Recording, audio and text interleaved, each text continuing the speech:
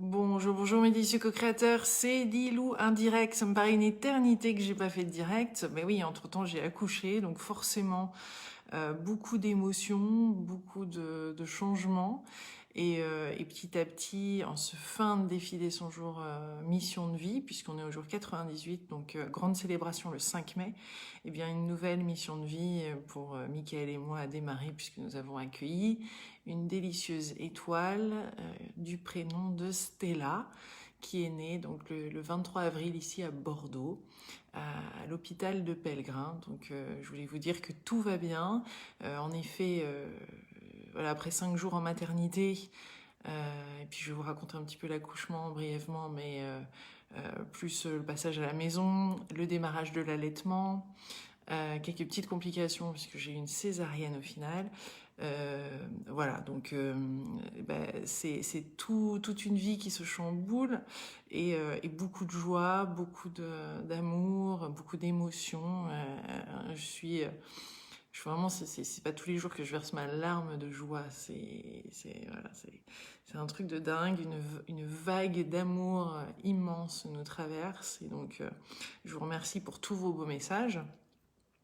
Stella est donc née 7 jours après le terme. J'ai en effet, on s'est dit, bah, ça y est, c'est un petit œuf de Pâques, hein. Et j'ai perdu les os.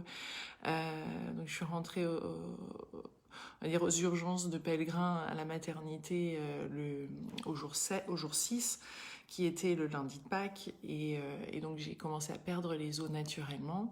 Euh, et petit à petit, le travail a commencé en effet, le lundi de Pâques au soir. Et là, ça a commencé à monter en intensité vers 9 heures.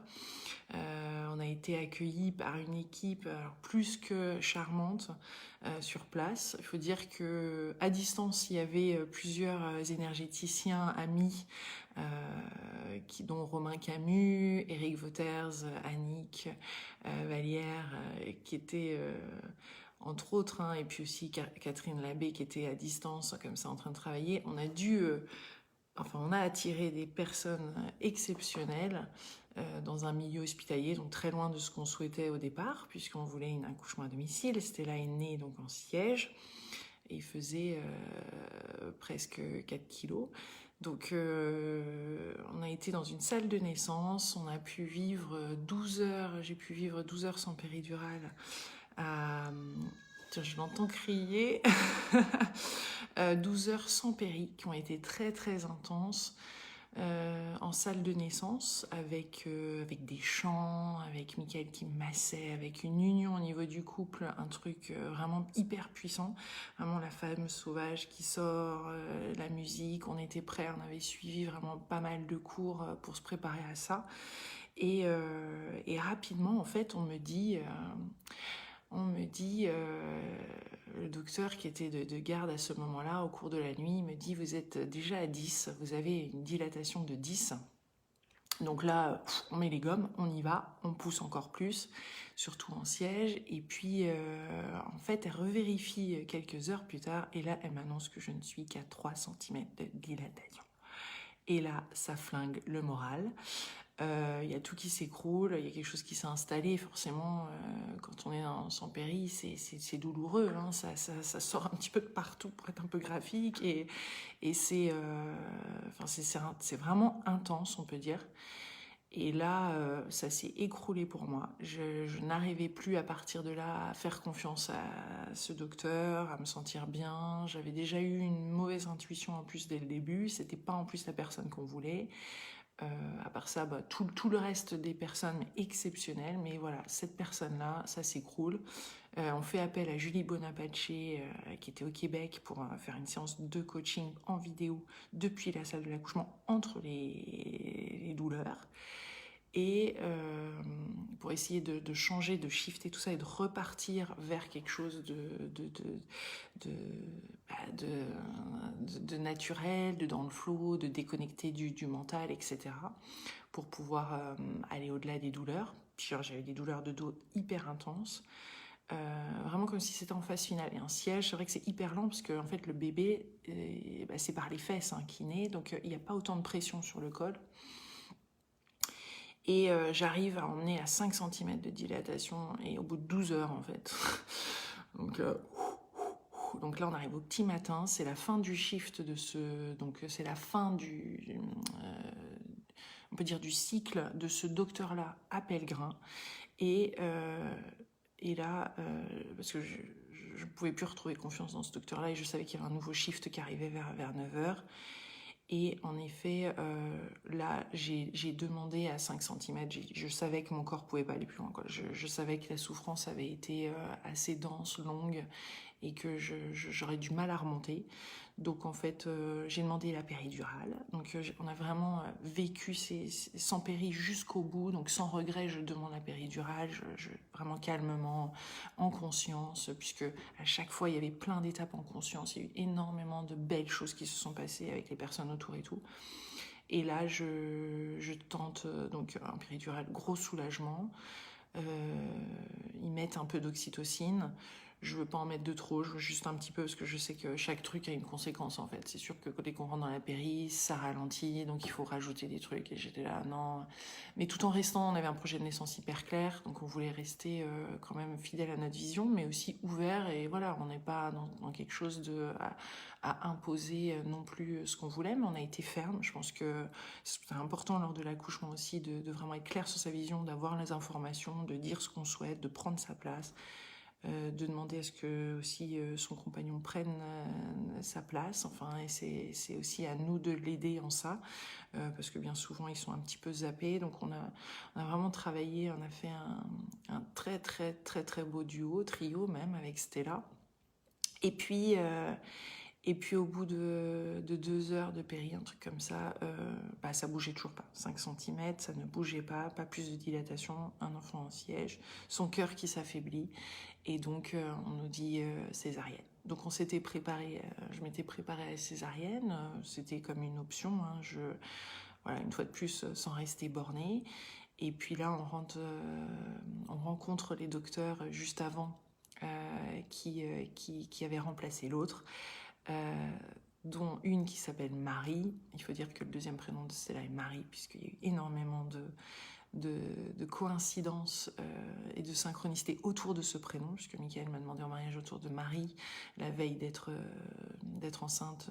J'ai fait une magnifique régression quantique où il y a eu Marie qui est apparue, la Vierge Marie. Il y a eu énormément de Marie, beaucoup de Marie en sage-femme, et bien sûr, lors de l'accouchement, une Marie encore.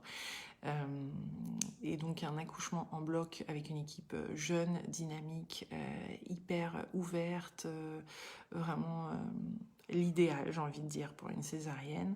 On avait mis dans notre projet de naissance ce qu'on souhaitait, donc ils ont baissé le rideau au moment venu. Ils ont demandé même si je souhaitais une musique, quelle était ma musique préférée. Donc il y avait Enigma, Return to Innocence, qui était qui traversait le bloc entier. C'était absolument magique. Et ils ont baissé le rideau, ils m'ont demandé de pousser. Alors bien sûr, ça fait une drôle d'impression quand on est en césarienne de pousser. Hein. On ressent pas vraiment, mais voilà.